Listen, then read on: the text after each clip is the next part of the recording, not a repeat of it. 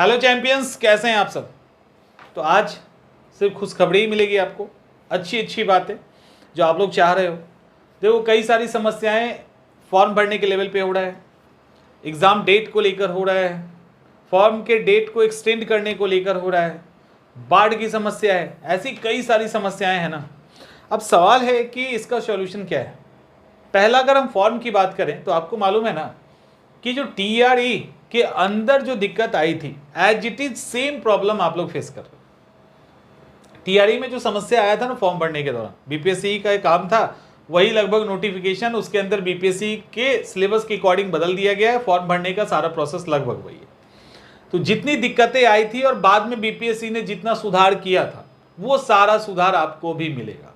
आज भी मैंने इस पे वीडियो बनाया है, तो वो मिलना ही है, नहीं मिलने का सवाल ही नहीं। और मैंने टीआरई की बात की भी थी, तो वो सारा मिलेगा ही, कोई सॉल्यूशन ही नहीं है, तो वो आपको मिलने जा रहा है, तो आप परेशान नहीं होंगे। तो पहला कि परमानेंट एड्रेस चेंज नहीं हो रहा। इसके अलावा एनसीसी वालों को भी दिक्कत है, एनसीसी वालों को दिक्कत है, रिलैक्सेशन उनको शो नहीं कर रहा, ठीक है। उसके बाद शायद एक और दिक्कत आ रही है, जो स्वतंत्रता सेनानियों के नाती पोते हैं उनको भी कुछ दिक्कत आ रही है। तो जितनी भी तरह की दिक्कतें हैं, इन सब दिक्कतों को जल्दी शॉर्ट आउट किया जाएगा और 100% उसका सॉल्यूशन आपको मिल रहा है। तो ज़्यादा परेशान नहीं होना है। एडिट पूरी तरह से आपको मिल जाएगा, अच्छे से आप एडिट कर पाएंगे, क्योंकि नए स्टूडेंट को तो दिक्कत है नहीं, दिक्कत 69 वाले को है, तो उनके प्रॉब्लम पे बात हो रहा है। अब सवाल नंबर दूसरा है कि क्या फॉर्म भरने का डेट बढ़ेगा। तो देखिए, फॉर्म भरने का डेट बढ़ने के पूरे चांसेस हैं। देखो, मैं इस अक्सर जब भी ये सब बातें होती है ना, तो एज ए टीचर मुझे नहीं कहना चाहिए कि फॉर्म भरने का डेट बढ़ेगा। बहुत चीज़ बहुत पहले भी पता होती है, तब भी नहीं कहने का कारण होता है कि आप लोग टाइम पे काम कर लो। बढ़ जाएगा तब तो कोई बात ही नहीं हो, तो बढ़ना ही बढ़ना है, ठीक है, तो वो तो कोई इशू है नहीं।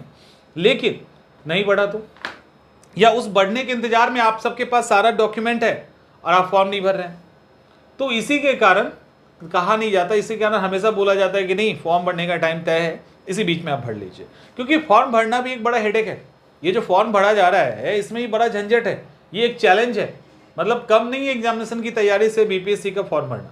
पहले तो और चैलेंजिंग था, अब थोड़ा सा कम हुआ है। खैर, अब इसके बाद तीसरा, और आपको मालूम है ये बिहार लोक सेवा आयोग, चाहे ऐसे और भी कई आयोग हैं, ये जितना टेक्नोलॉजी का यूज कर रहे हैं ना, उतना ज़्यादा स्टूडेंट को परेशानी हो रहा है, उतना ज़्यादा स्टूडेंट परेशान हो जा रहा है, ठीक है। खैर, तब भी। और तीसरा है कि क्या एग्जाम डेट बढ़ेगा। देखो,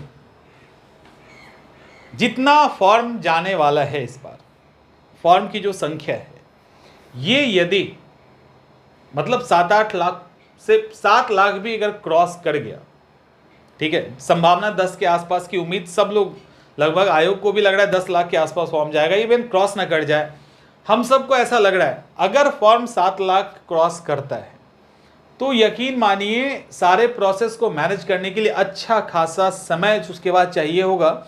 और सब मैनेज करने में 2 शिफ्ट में एग्ज़ाम लेने की बात चल रही है, कई सारी चीज़ें हैं। इन सब को देखते हुए एकदम से ये कहना कि 17 नवंबर को एग्ज़ाम हो जाएगा, ये बहुत मुश्किल है। फिर एज ए टीचर मैं ये कहूँगा कि आप 17 नवंबर को लेकर चले, लेकिन आपको समय मिलेगा। मैंने ये बात कुछ समय पहले ही स्टूडेंट्स को मैंने बता दिया था कि टाइम तुम लोग को मिलने वाला है। आज नहीं, कई सप्ताह पहले बोला था कुछ लोगों को कि आप लोगों को समय मिलेगा। समय थोड़ा मिलेगा, समय इतना अधिक नहीं मिलेगा। आप सोचोगे कि 17 नवंबर का एग्ज़ाम है तो 2025 में अब हम जैन को देंगे या फैब को देंगे, ऐसा नहीं होगा, थोड़ा ही मिलेगा। जैसे 30 सितंबर का एग्ज़ाम था तो एक लंबा गैप मिला ना, ये गैप नहीं मिलेगा। 10-15 दिन की राहत आपको मिली, इसकी संभावना 90% है। लेकिन ऑफिशियल चीज़ें नहीं है, तो इस पे मत जाना। अभी आपको 17 नवंबर की तैयारी करनी, ठीक है।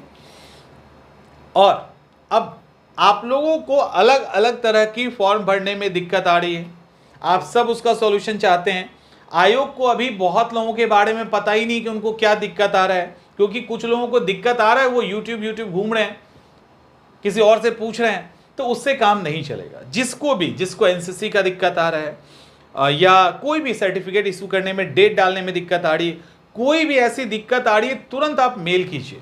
अभी आपके मेल पे लगातार ध्यान दिया जा रहा है, क्योंकि जो बात हो रही है ना उसी मेल के कारण हो रही है, और कुछ हम जैसे लोग जो मुद्दे को उठा रहे हैं उसके कारण हो पा रही है। ठीक है, ये मैटर जब उनके पास जाएगा तो सारे सॉल्यूशन को वो एक साथ समअप करेंगे और 2-3 दिनों के अंदर ही वो सारी ऑप्शंस को खोल दिया जाएगा, जिससे आप एडिट कर सकते हैं। इवन अब इतना बता दें कि उस पर ऑलरेडी काम स्टार्ट भी हो गया है, तो आपको 2-3 दिनों के अंदर ही, बहुत जल्दी हो सकता है कल ही मिल जाए या परसों मिल जाए, अपडेट आपके पास आ जाएगा कि आप क्या क्या चीज़ अपडेट कर सकते हैं। तो जिनको जहां जैसा दिक्कत हो रहा है आयोग को मेल कीजिए। अब इस बीच में आपको क्या करना है, देखो अच्छे से एग्जाम की तैयारी करो, ठीक है, फॉर्म भरिए अच्छे से, समझदारी के साथ, गलती ना हो इसकी कोशिश कीजिए। फिर भी गलती होती है तो आयोग एडिट ऑप्शन देना पड़ेगा, कुछ ऑप्शन है नहीं उनके पास।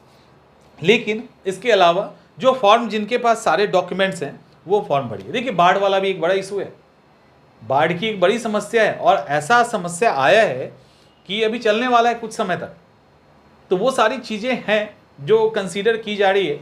और इसके साथ साथ 17 नवंबर को लेकर अपनी तैयारी को जितना मजबूत कर सकते हैं कर दीजिए।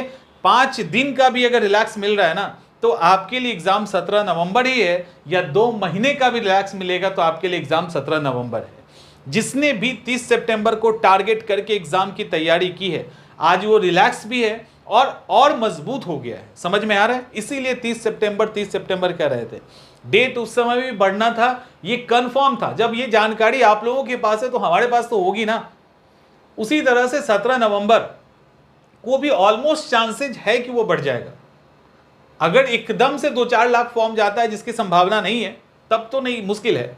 अगर वो बढ़ गया तो डेट आपकी बढ़ेगी, ये भी कंफर्म है। ठीक है, तो इस हिसाब से अपनी तैयारी कीजिए। लेकिन 17 नवंबर, एक रिक्वेस्ट है आपसे, 17 नवंबर की तैयारी कीजिए। और एक और रिक्वेस्ट है कि आप सबको जिसको जैसी दिक्कत हो रही है तुरंत मेल कीजिए। आयोग में जाके अगर पटना में है तो मिलिए, अदरवाइज ये जो फॉर्म भरने में गलतियां होती है ना, वो टेंशन आपको परेशान करेगा, क्योंकि इतना बड़ा मौका है, छोड़ना कोई चाहेगा नहीं।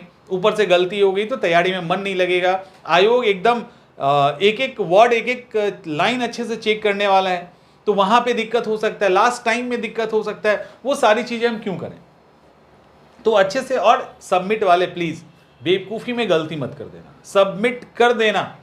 फॉर्म भरने से नहीं होता, उसको सबमिट करना पड़ता है, तो सबमिट कर दीजिए। कुछ लोग अपने से भरते हैं, पता नहीं होता, सबमिट ही नहीं करते।